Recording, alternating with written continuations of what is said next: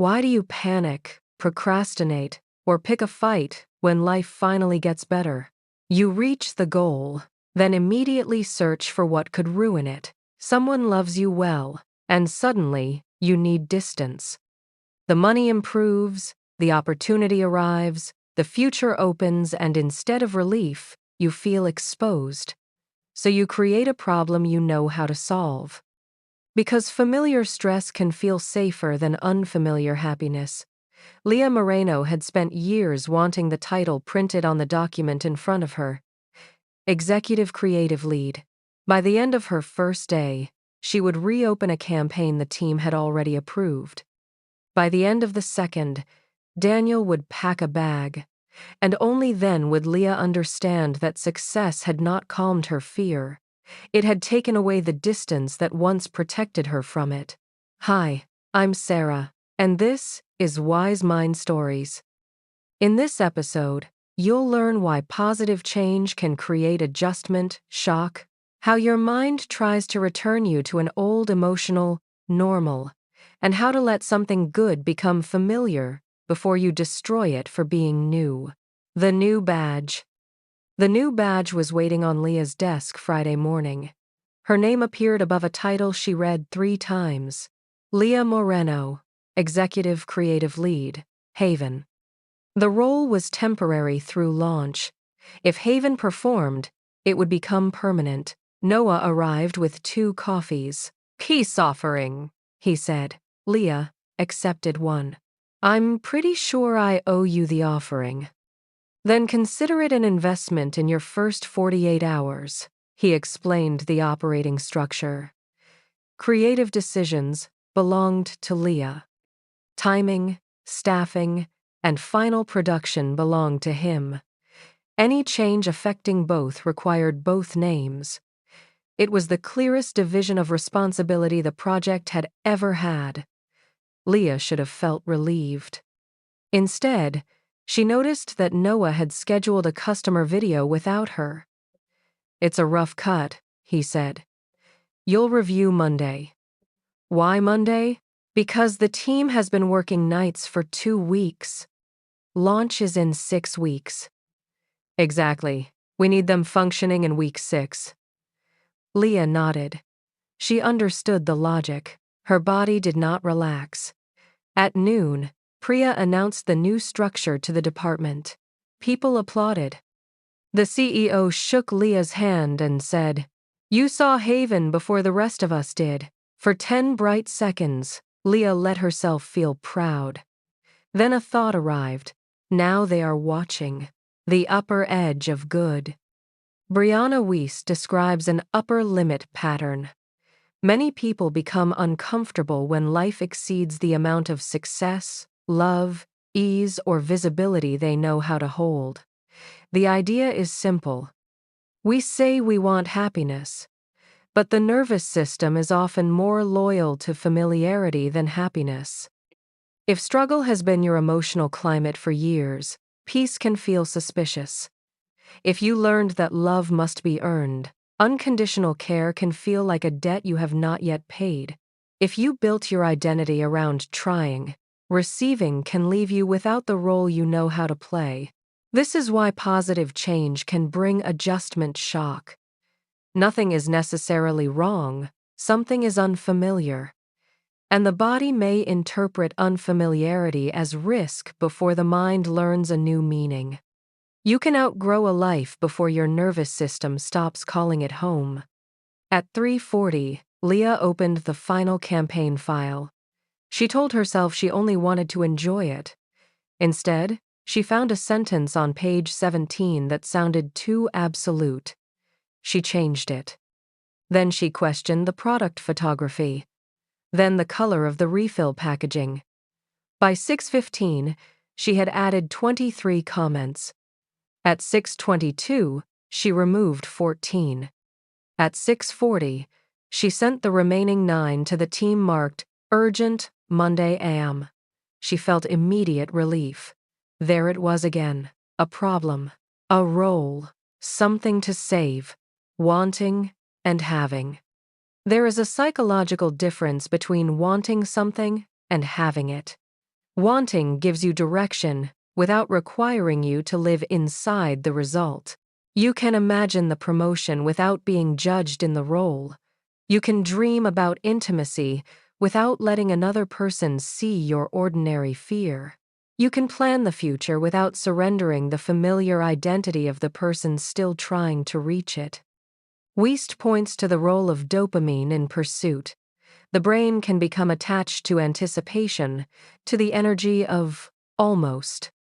Once the goal arrives, the mind may immediately search for the next threat or next target. Leah knew how to want authority. Having it meant her choices had consequences.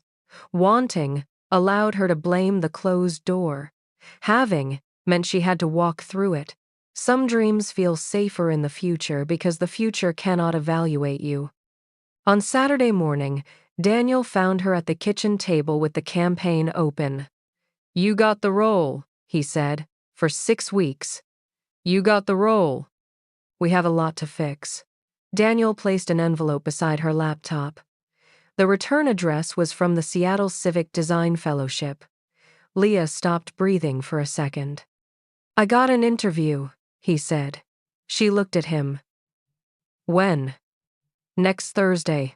Online. And if you get it, then we talk about what we want." "You already decided what you want." "I decided to apply." "Same thing." Daniel's face tightened. "No, Leah, it isn't.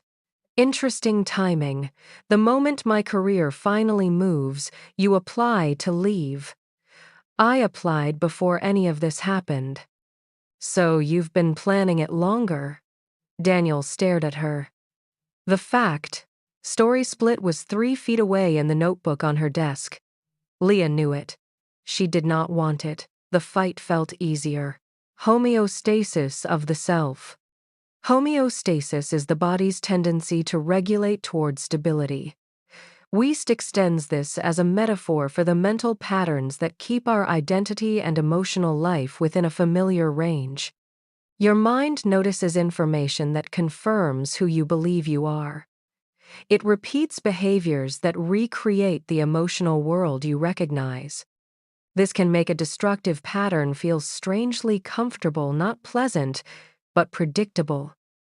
Leah had spent years in a familiar position. Work was almost succeeding. Love was almost secure. Rest was almost available. Almost gave her something to chase and something to blame.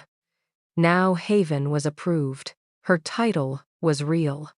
Daniel was asking for a shared decision about an uncertain future. The old life was losing its structure.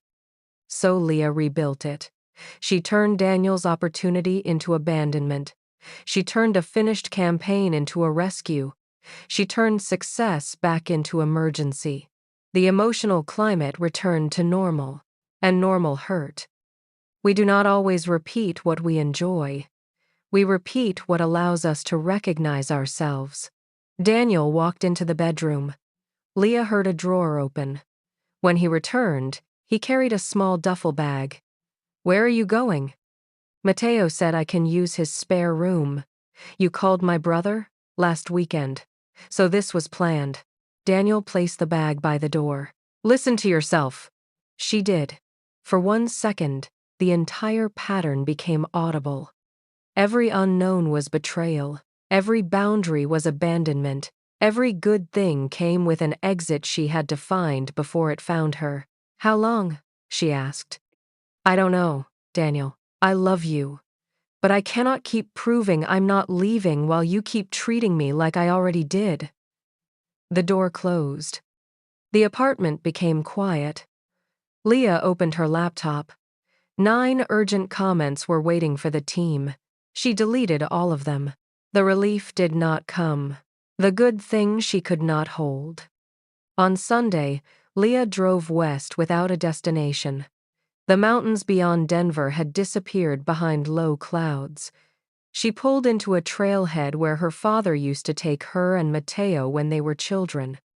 She stayed in the car. On the passenger seat were the new badge and Daniel's brass compass. She placed both in her palm. One represented the life she had wanted. The The other represented a future somebody wanted to build with her. Both made her afraid. That was the reversal. Leah thought she panicked because good things were fragile. The deeper truth was that she had never practiced being safe while good things were present. She knew how to recover from disappointment. She did not know how to receive without bracing. Positive change often needs a period of acclimation. The new role, relationship, home, or identity must become ordinary enough that the body stops treating it like a temporary visitor. That process cannot be forced by one affirmation. It is built through repeated exposure. You let the compliment land without arguing. You leave the finished work finished. You allow one peaceful evening to remain peaceful. You show your mind, through experience, that good does not always require an emergency.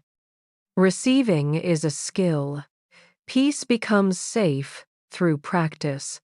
Leah set a timer for 10 minutes. She held the badge. She did not plan the launch. She did not predict Daniel's decision. She did not search for what could go wrong. She said the simplest, true sentence she could find. Something good happened to me. For 10 minutes, she let it be unfinished and real. Then she texted Noah. The Friday campaign is approved. No weekend revisions. Thank you for protecting the team. She texted Daniel next. I turned your possibility into my abandonment. I'm sorry. I won't ask you to come home before I understand why I keep doing that. He did not reply. Leah did not send another message. That was the first good thing she allowed to remain uncertain without attacking it. Practical payoff. The good news exposure. Choose one positive change you keep minimizing, controlling, or waiting to lose. Set a timer for 10 minutes. During those 10 minutes, do not improve it, solve it, announce the next goal, or list the risks. Say one true sentence. This good thing is here right now. Notice every urge to escape into work, worry, humor, or doubt. You do not have to make the feeling disappear. You are teaching your system that unfamiliar good can be present without becoming an emergency. Success can feel dangerous when struggle is the identity you know best. That does not mean you chose the wrong goal. It means the new life needs time to become familiar. Tonight, practice the good news exposure for 10 minutes. Let one thing be good before you ask what comes next. If this series is helping you recognize the patterns beneath your choices, subscribe to Wise Mind Stories. Leah believed her fear began with Haven and Daniel's fellowship. But at the trailhead, she remembered another promotion, another celebration, and the year her family learned how quickly success could turn into loss. The fear did not begin in the life she had just built. It began in the home she was still carrying. Next episode teaser. A childhood trail leads Leah back to the financial collapse that rewrote her definition of safety. An unopened box in Rosa's house holds the part of the story Leah has explained for years but never felt.